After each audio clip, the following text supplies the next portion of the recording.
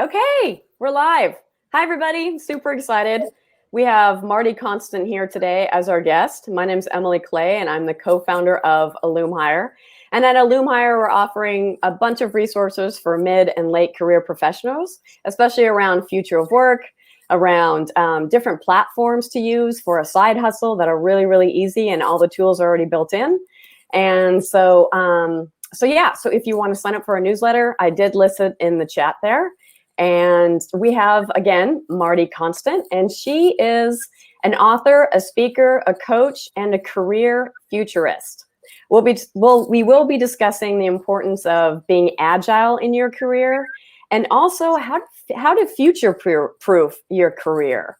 So before we get started, though, popcorn. I saw popcorn. I love popcorn. So before we get started, I do want to go over Marti's background, which is pretty extensive.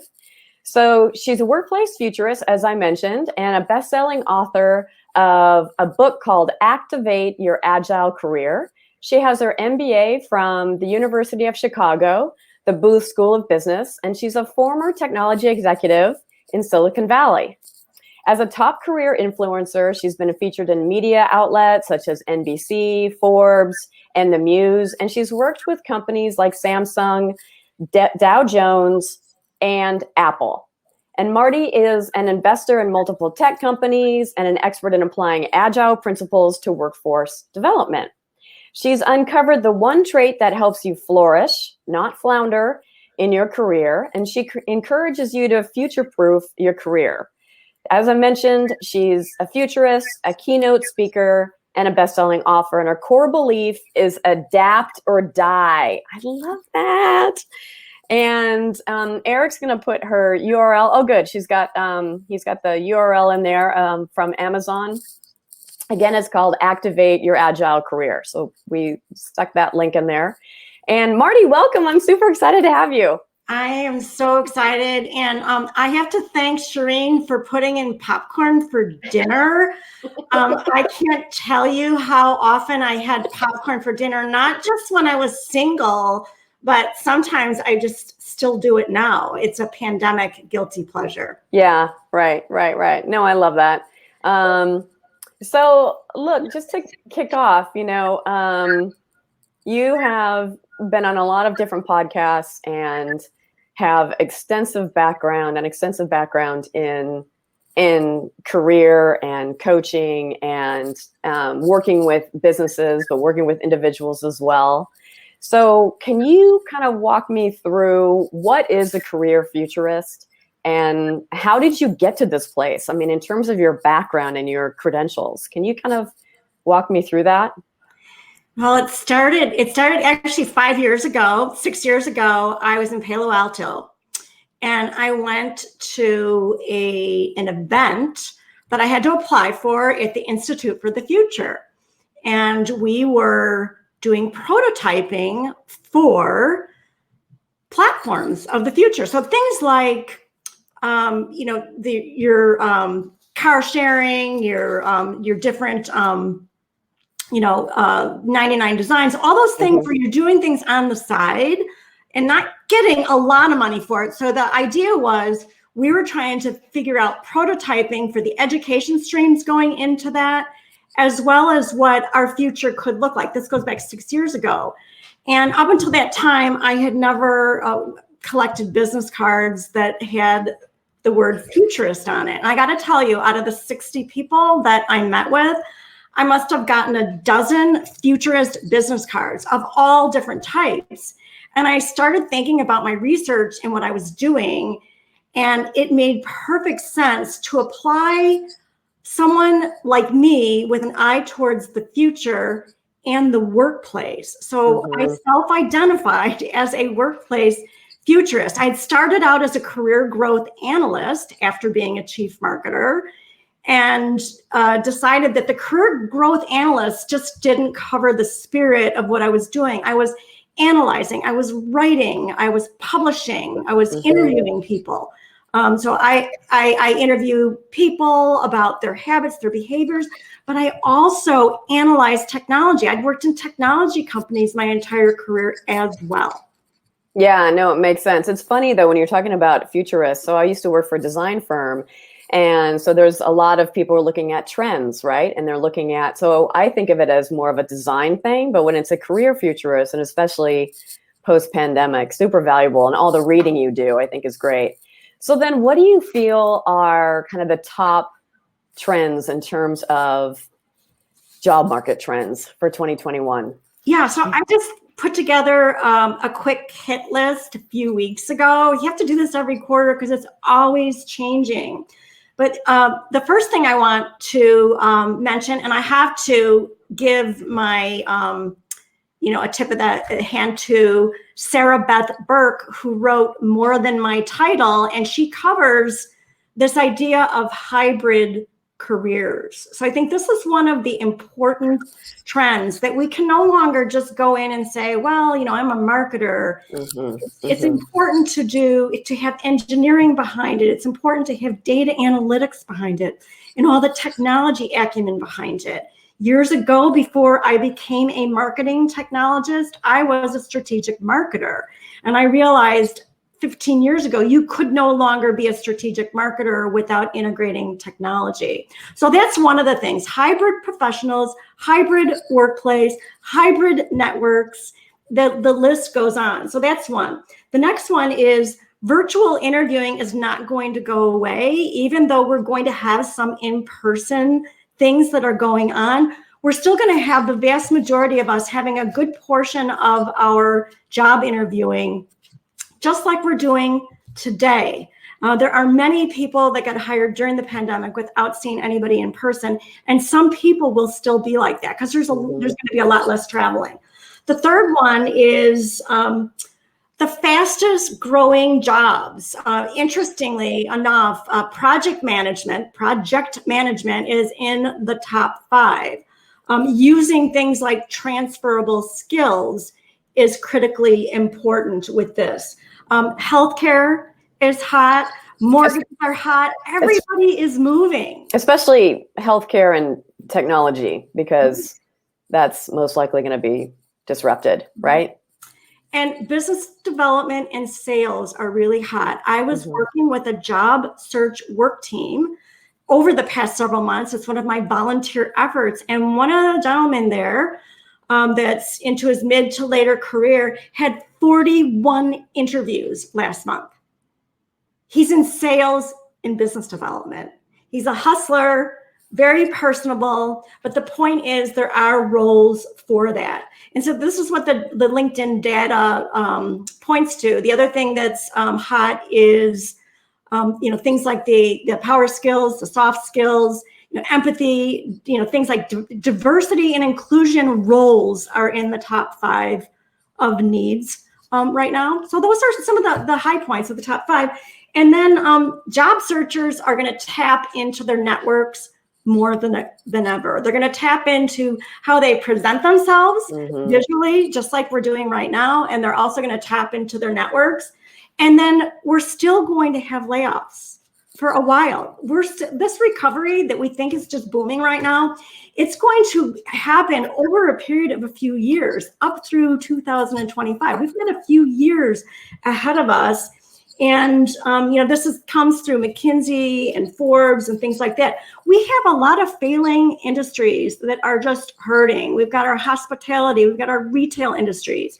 We don't know exactly how much is going to come back. Entertainment industry, this travel industry. We don't know exactly. So if I were giving advice to anybody right now, I'd say, stay away from those industries and find out the industries that are hiring right now and that are growing. And also, I would say, I would add to that, because I've read a lot about, look, if you are turning your back on anything digital, you're basically toast.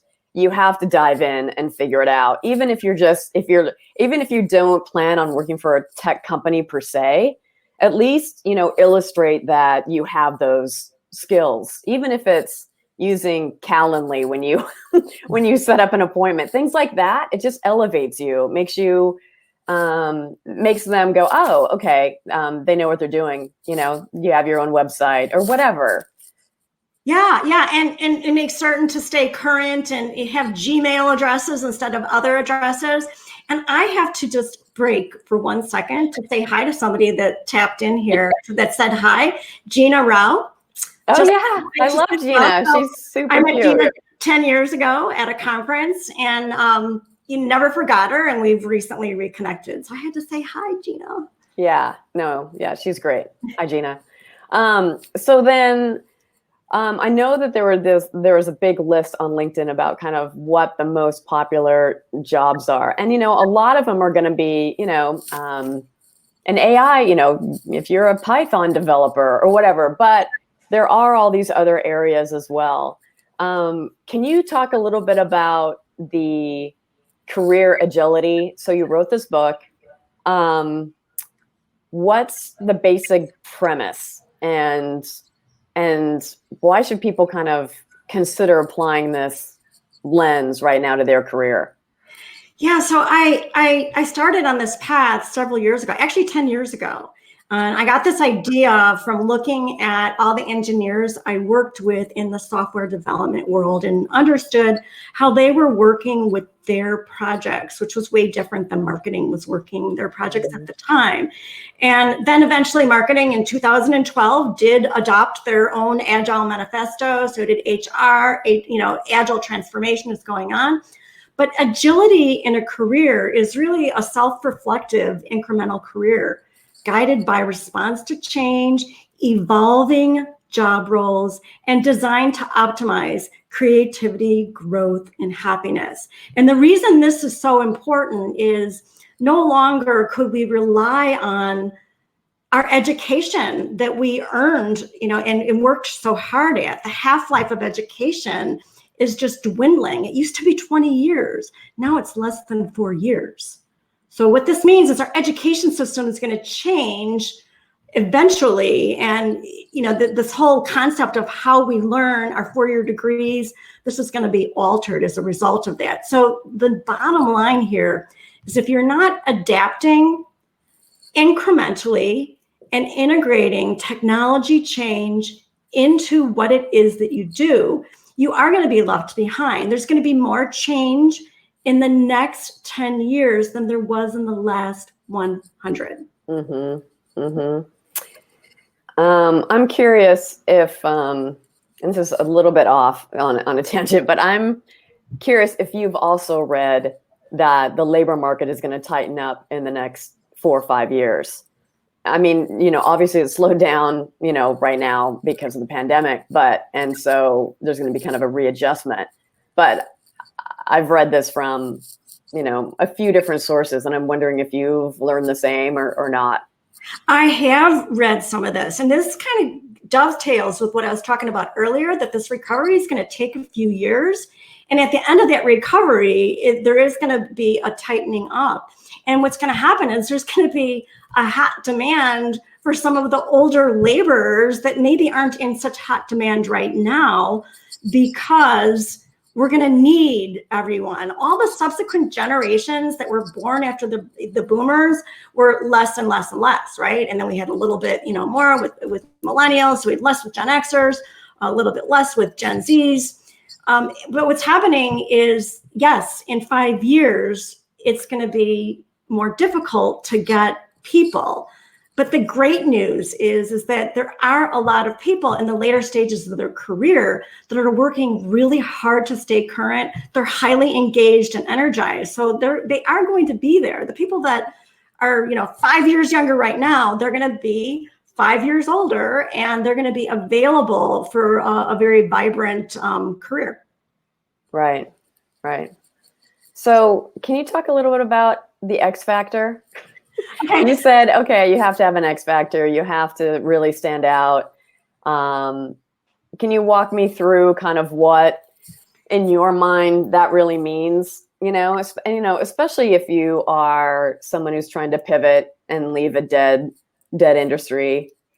What would your advice be? Yeah, so the X factor that I talk about, I like the way that you're interpreting it, and that's the way that most people would interpret it. It's like, what is your wow factor, your brand factor? And it's really more what I talk about, the experience factor. So there's a lot of people in the middle career and beyond. Even if you have 5 to 10 years experience, you've got a lot of experience within you. And as you're navigating through your career, it's going to be very important for you to edit your experience to make certain that you are not overwhelming the people around you or the people that you're interviewing with. I'll give you an example. If you're interviewing for a very specific role that uses 3 of your 10 best skills, edit out the other 7, focus on the 3. Think about what that person in front of you really wants and solve for X. So solve their problem, which is those 3 items that you're really also good at, but you've got all these other things. And so the big thing with managing experiences is to be able to package them up and to be able to edit them in a way that is reflecting what the person in front of you wants and needs. Okay. And you can get that obviously by the description, but beyond and their website to kind of match what their ethos are, their language. But then what else would you do to kind of catch a person's attention? I mean, so one person I know has in their response, they put together a 2 or 3 page PowerPoint, okay, with ideas for the company. And then they used Loom, which is just a little recording, and then had a little overlay, or you can use Air Deck, and they had a little overlay of like 3 or 4 slides to go, hey, I noticed this. Have you thought about this? Or you may have thought about this, but I thought maybe, this could be another revenue stream or whatever, in terms of solving for X. And that, in this particular case, the guy has his own digital agency, but it's worked every time. I mean, he lands the business because of that. Well, that makes perfect sense because that person really is solving for X. So you don't solve for just any problem that you're good at. I encourage anybody that's in an interview these days is to do whatever is necessary to find out what their biggest challenge is prior to the interview. And the recruiter's not going to give you everything that's in that person's mind, but somehow get information about what they care about, like what is keeping them up at night. And then once you figure that out and go through your interview, you can do a follow-up. You can create, like you said, a PowerPoint deck. I worked with someone recently, and they created a PowerPoint deck on why empathy is so important in the workplace, right? And offered that to the organization. And empathy was one of their core values. And so that was contextual, and it was really important to that organization. So if you're reflecting their needs, I think about everything as it relates to search engine optimization. I think about everything with keywords, not keyword stuffing on your resume, although you have to do a certain amount of that, but reflecting what the market wants and what is unique as well. Yeah, no, I like that. So you mentioned, how should more experienced older professionals think about the workplace and the opportunities that are out there right now? Yeah, so I think, a lot of people that have a lot of experience are worried that they're going to age out of something. A friend of mine even coined the word ageility. Took a page out of my book and added it to ageility. And it's about being thinking in an agile way. So to your point earlier of staying current with all of the technology, making certain that the people that you're interviewing with know that you run marathons and that you have a great meditation practice and you understand the necessity and the importance of learning. And you don't say, oh, wow, I'm a real agile learner. You say, I was reading this book recently, and I'm in a book club, and we were talking about the neuroscience effects on creativity. I know that's really important in an agency environment. How do you address your brainstorming sessions? You come about it with energy, insights, you're giving them the benefit of your experience.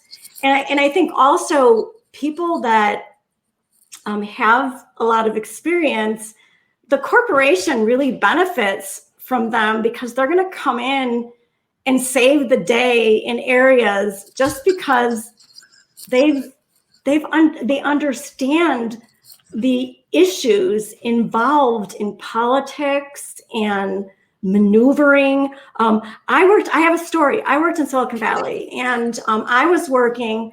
I opened up a call center for one of the world's largest electronics manufacturers that had a big office in Mountain View. And so I was opening up a call center. I was doing inbound, outbound. I was running a product set out of the Vancouver office, doing all of this. And they hired me, like a 50-something woman being hired as a highly paid contract worker, because I knew how to do stuff. I had contacts. I was fearless in getting stuff done. And what I discovered in Silicon Valley, people say, oh, well, sometimes it's discriminating against us. I found two other people in my departments that were near me. One ran alliances, and her whole thing was to build out alliances for a new market.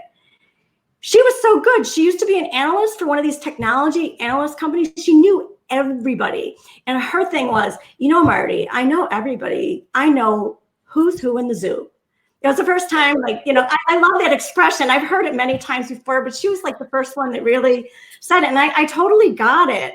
And then there was another guy that did training, and he had done it forever. And it's like, you want me on a plane? I'm going to get on a plane, and I'm going to be there for you, and I'm going to solve it. I'm going to listen to what the customer needs, and I'm going to make us all look good. And he was pretty much the kind of individual contributor that you just let him go, and he does it. And so when people would say, okay, there's this discrimination, there is. We have to say that happens, but there's also an attitude and a confidence. I call it the confidence elevator, a confidence that happens inside people that just attracts others. Yeah. I think it's also just curiosity and asking, intelligent questions, and then seeing how you can give and provide value for them, even though it's above and beyond. I mean, some people have said, oh, well, you sent, all these slides of all of these different ideas to a company. I said, well, yeah. And they said, why did you do that?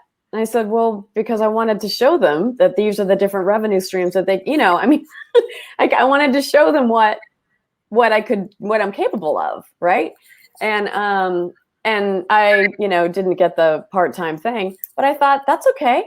I mean, they still appreciated the fact that I went the extra mile. And I think those are the things that have to happen to kind of to go above and beyond in order to compete. Yeah, and just to stand out. And I see, I can't help but look at the chat, because I'm addicted to chat and places like Clubhouse. So I'm going to look over here. Somebody says, Shireen, the popcorn lover, says she's currently looking to pivot from entertainment and booking. And that was one of the failing industries, right? Like the big thing in entertainment right now is doing lower priced filming and getting it out on Netflix fast and running a big series and seeing what fits, being very agile and lean in that way. So we're not seeing the big entertainment. We're not seeing the big cruises with the high entertainment factor and just all the things that entertainment means. So I look at that question, and without talking to you, Shireen, I think of what are people that does booking for entertainment good at? I talk about the 3 T's. What's transferable? How are you going to transform, and how are you going to tap into your network, tap into your visual presentation skills? And so I would say anybody, including Shireen, who wants to pivot on something is to do a very honest an open inventory of everything that you're really good at. And this goes back to what you were good at in high school and college and afterwards, and figuring out how are these natural skills or innate skills or the ones that you've acquired over the past few years, what other industries do they relate to? So if booking and, managing a lot of crazy projects and having a lot of contacts, maybe it's a business, maybe it's an alliance development role within an organization. Maybe those are some of the same type of skills, but it's that kind of analysis. And people often, when they're looking for work, they're trying to get the job right away, and they don't give themselves enough time to transform. I talk about the 3 T's. It's transfer, transform, and tap, and they don't leave enough time for the transform part of that process. And that's for people that are career switchers and career changers, which is a lot of people right now.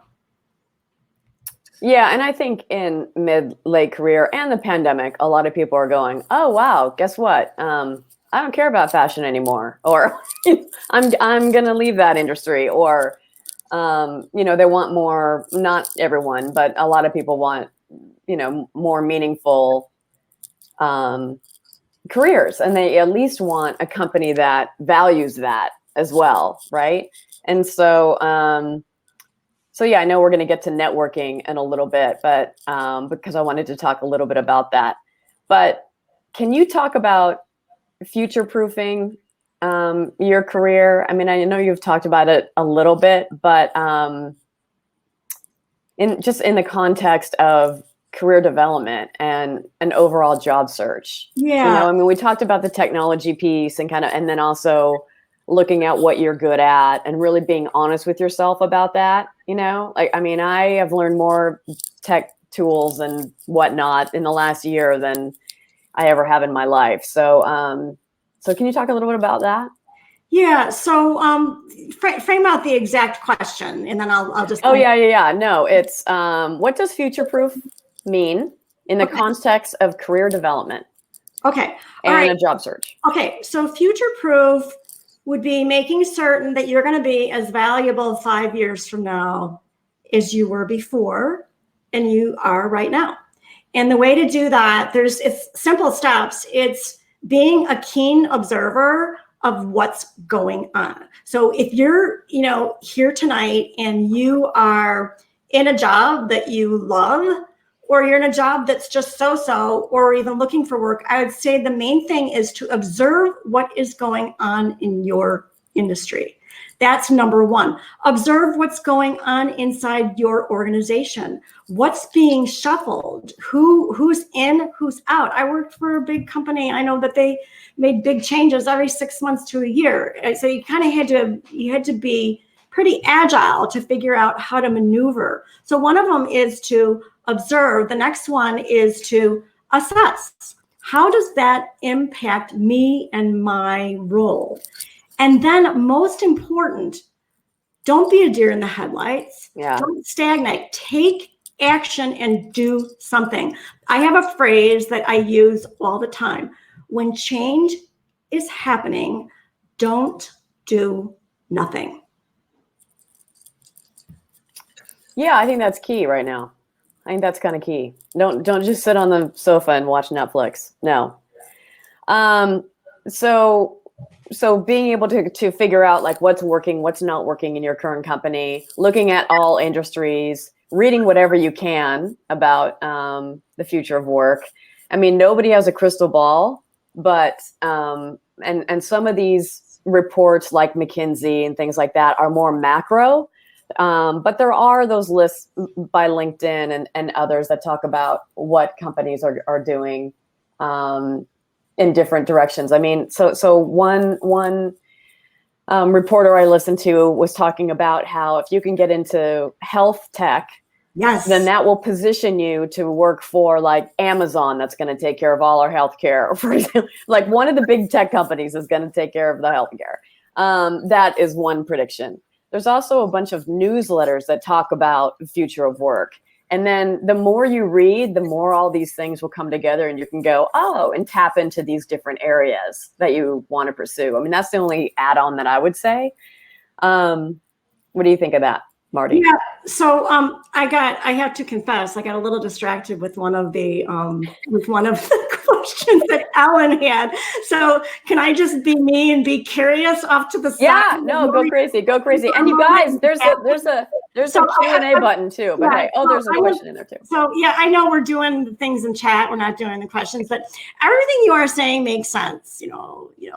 Marty and Em, and it's really hard to pivot. Hiring managers want to find someone who can hit the ground running, which is typically not the career pivoter.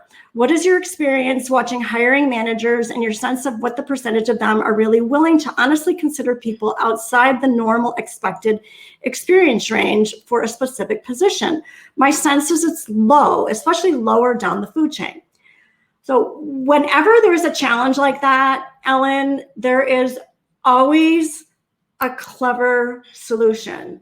Right now, if you're working with a recruiter, they're going to want to match you 1 for 1. And you're going to get things like, oh, well, you have 8 of the skills, but we need 10. I just feel like slapping people when they say that, because nobody has all of them, but the recruiter just wants it, or the hiring manager wants it. So that is a true thing that happens. But when you get referred into the referral network, 85% of the jobs out there are being hired through the referral network. It's a totally different ballgame. If you're in a job search and you're just flicking those resumes through the ATS system, my sympathies are with you, because you're going to be going crazy trying to get those keyword matches. You only want to use the ATS system after you've made your ins into the opportunity. And so I talked about tapping into the network. So one of the things I would say for anybody who wants to pivot is to tap into their network and to reach out. Go through LinkedIn and organize. You can download all of them into a CSV file, and you can analyze, and you can just maybe get 50 good contacts that you can reach out with and have conversations. Your goal is not to get a job with that person. Your goal is to have a conversation, find out what they like about their job, what their industry is. You'll probably pick industries that are growing, and find out what kind of things are available. Although if you are pivoting, you can't just say, I'm going to do anything. You have to have taken the initiative and the transformation power that you have to navigate to something that makes sense for you. So you have to have done the work of packaging yourself for that role. So the percentage becomes higher when you say that, my experience with this medical technology company on the med tech side, where I learned really good, I had great listening skills, and have inherent empathy inside of me. I am really, poised on this customer service side of the stream here. And these are the reasons why. These are the challenges that came up 3 times when I was working. These are the way that I was able to save accounts that were going south, and we would have lost them had I not intervened, because of my skills to do that. So it's a combination of tapping into your network and tapping into the referral network.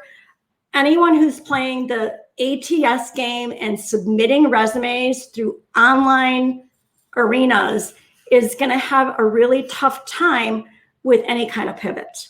And by the way, when you're pivoting, it makes sense to have a little extra LinkedIn learning on the side, or a certification of some sort. Sure. Certificate, just something that shows the intention. If you want, if Drupal is really important and you're in this other environment, get some kind of training in Drupal and really be intentional about it, to let them know, or show them a side project that you did on it. So I think that's good. I think that's good. And you guys, we do have a Q&A and ask a question deal down here, but Just to add to the pivot thing, I would also go beyond LinkedIn. I would look at Reddit and I would look at use a different search engine. Sometimes Google can just be too ad heavy, and it's like you're walking in a trashy mall. So use, DuckDuckGo or something else, and then really dive in deep. I mean, I love doing research and figuring it out, but like I was reading Sheila's newsletter actually, and Sheila Callahan. I know, Sheila Callahan. She's here today, people. Okay. Anyways, and she talked about Nest Labs. Well, it's a UK woman, and she's, I don't know, young, but she's awesome. And she talks about neuroscience. And I love that, and human behavior, and I love it. And so anyway, if you kind of do a deep dive on different things that you're really, really interested in, then I would also say, and this comes to the networking piece, you can expand your network so much by joining communities. And even if you have to pay $10 a month or something, I would do it. I would absolutely do it. I've expanded my network.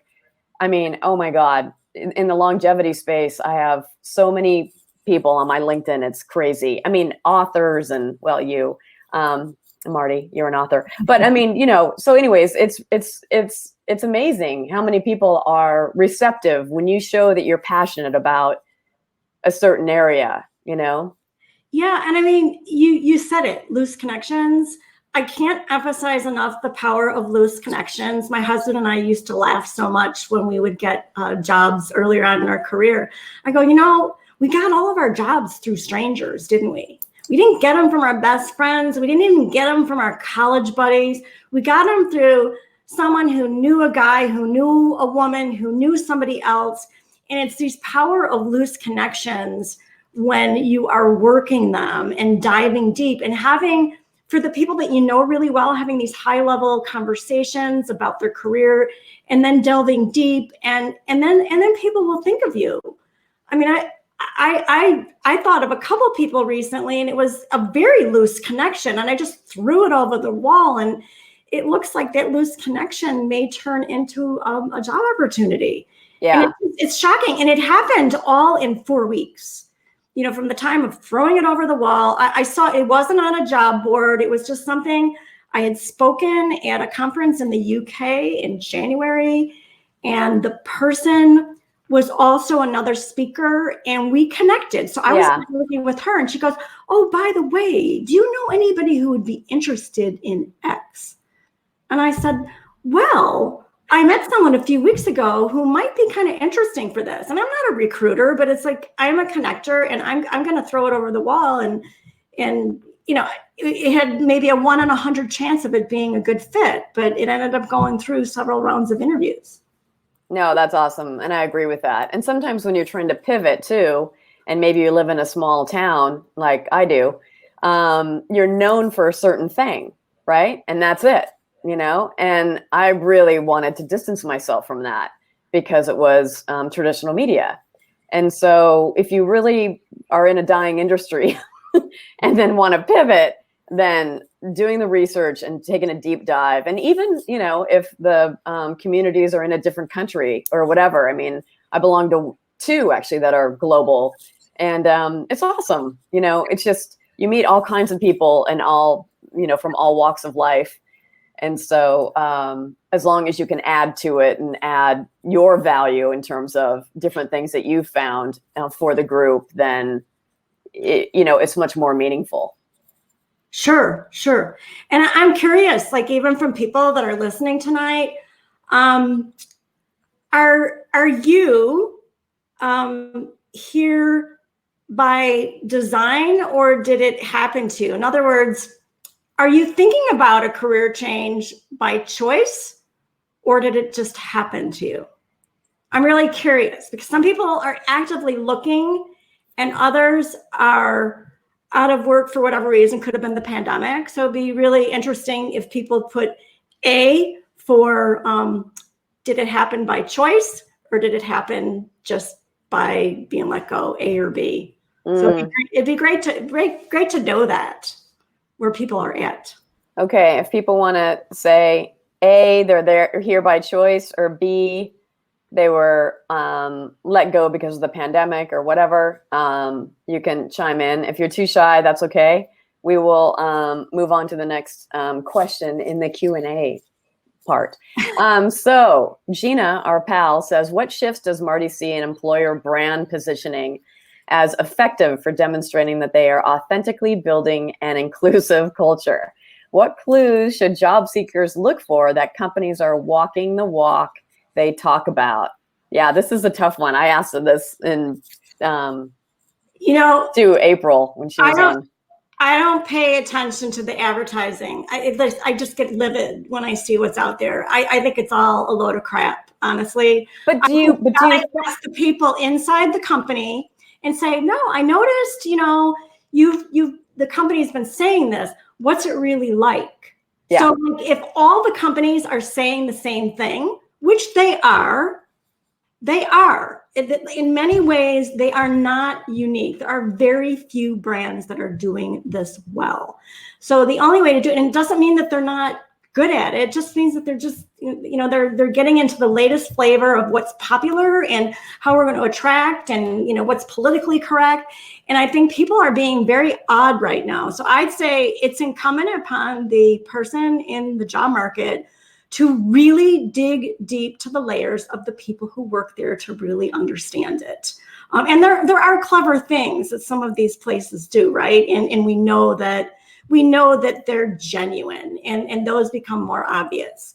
But I think it takes having conversations with people. I don't think it has anything to do with the advertising and the positioning and the PR.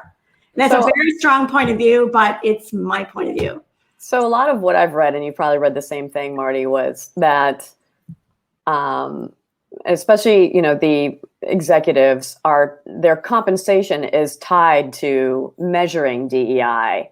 But within DEI, typically companies are measuring women and people of color. They're not measuring age or disabilities or whatever. It's really, they just pick two and those are typically it. And then their compensation or bonus or whatever is tied to achieving those metrics, right? So if it isn't tied to something, then it's not typically going to happen. There's not going to be encouragement or some kind of a third party looking at this and measuring it. So that would be tricky in terms of asking that question, I would think. I mean, I'm blunt, but I don't know if I can ask that. I mean, that's an example that it's plain vanilla out there. With all of this signaling out there, I don't buy it. I was a career marketer. I did advertising. I don't buy what's been going on in the past 6 months to a year. In terms of their positioning, in terms of being inclusive? Well, in terms of the advertising component, as well as the inauthenticity of not doing DEI all the way through. I think it's unconscionable. Like, I'll just go on record as saying, like, if you're taking care of 2 out of the 5, how dare you? And you're all doing it. You are all offending a lot of people. It's just wrong. So at least we've made some progress. We've made some progress with women. We've made some progress with people of color. We've made some progress with, people of different backgrounds, but we have a lot left to do. And that is inauthentic. So would you, if for Gina's question, how would you, if I was interviewing, would you think it was appropriate for me to say, hey, I know you guys are really looking at, being more inclusive and, what are your, top priorities, and then just wait and see what they say. And then if you asked, I know that you're also really big on transparency, and then ask another follow-up question about it. I mean, would that be one way to do it? I'm really bad at soft pedaling. No, I'm just like, bleh.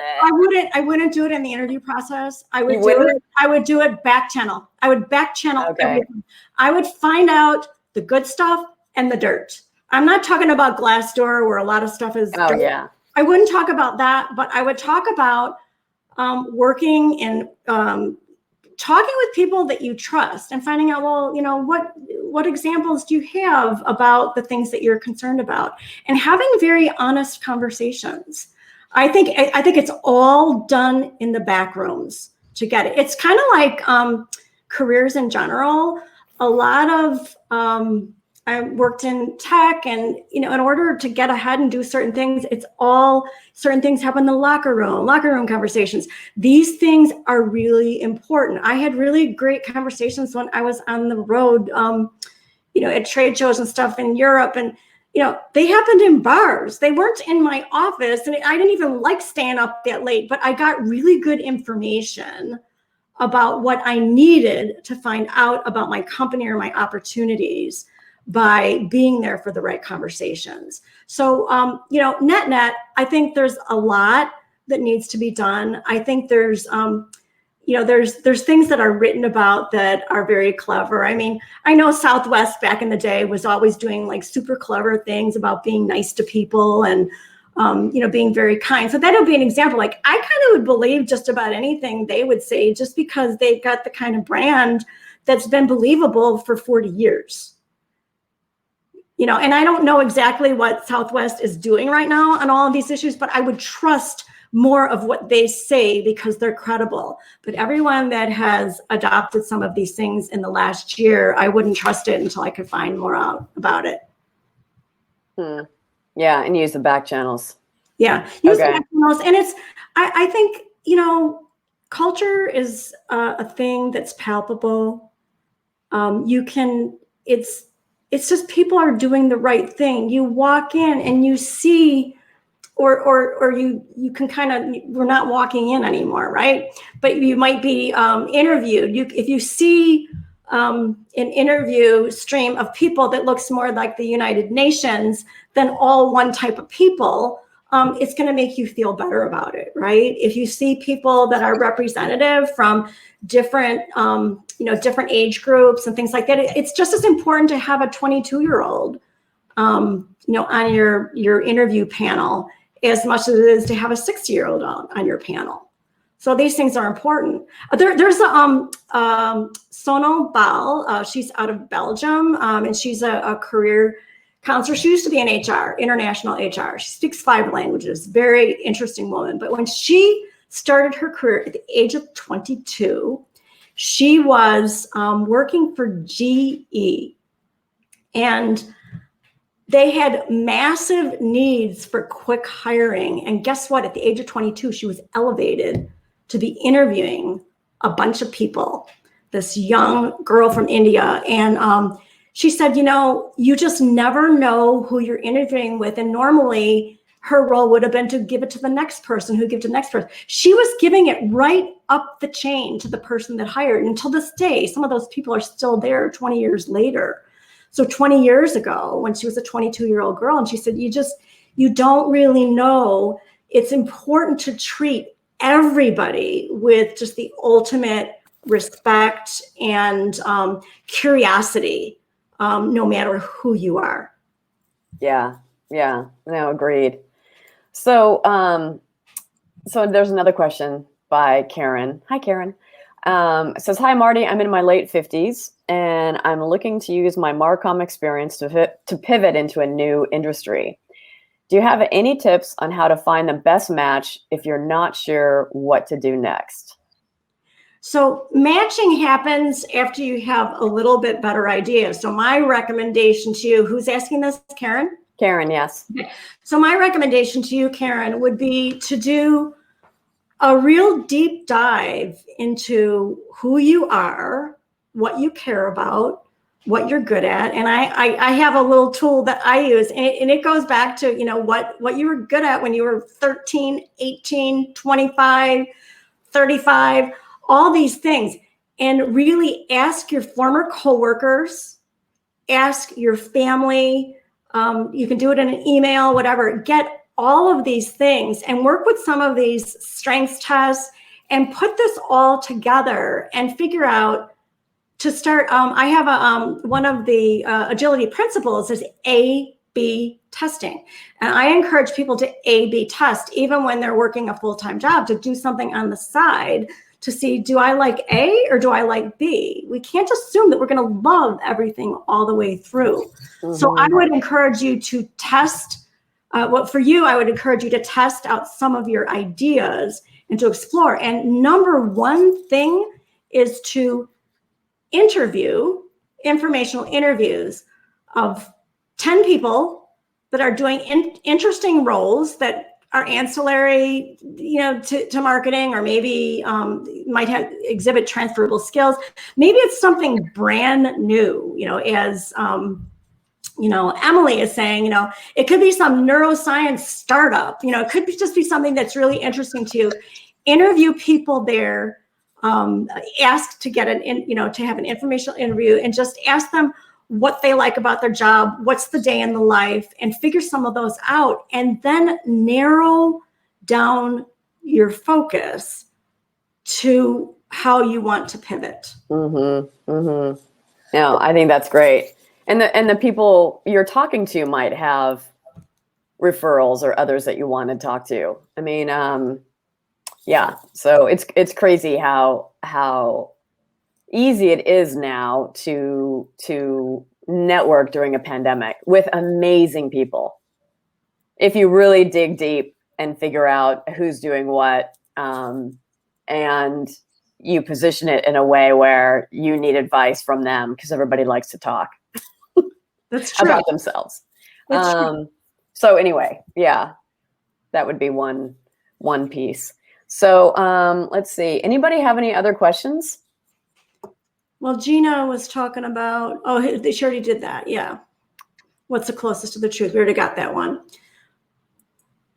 Now we talked a lot about the networking piece. If anybody else has a question, let me know. And then Eric, if you're still on here, if you can put there's a white paper about happy, profitable employees, the career agility guide. If you can put that in there, that would be awesome. And then we have the Agility Think newsletter, which is the green button right below. So if you want to get the newsletter from Marti, and she has 29,000 subscribers to her newsletter. So it's pretty popular and loads of amazing content. I think it's super valuable. And so you guys, if there aren't any more questions, I want to say thank you so much, Marti, if you do have anything to add, do you have anything on there that you're just burning to say? Well, I would say the Happy Profitable Employees paper was written for both the organization. I wrote it for HR leaders and leaders of organizations, but also for the individual. And the reason it's called Happy Profitable Employees is when you are working for an organization, it's important that the organization is profitable because you're there, but it's also important that you are profitable, that you are getting an equitable and a fair wage for the work that you're doing. Luckily, some of the organizations are getting a whole lot more transparent about this. It's not as creepy and sneaky as it used to be. So I'd say that the white paper, it is a 30-page white paper. There's lots of great information in there that will help you to understand the role of the organization as well as the individual.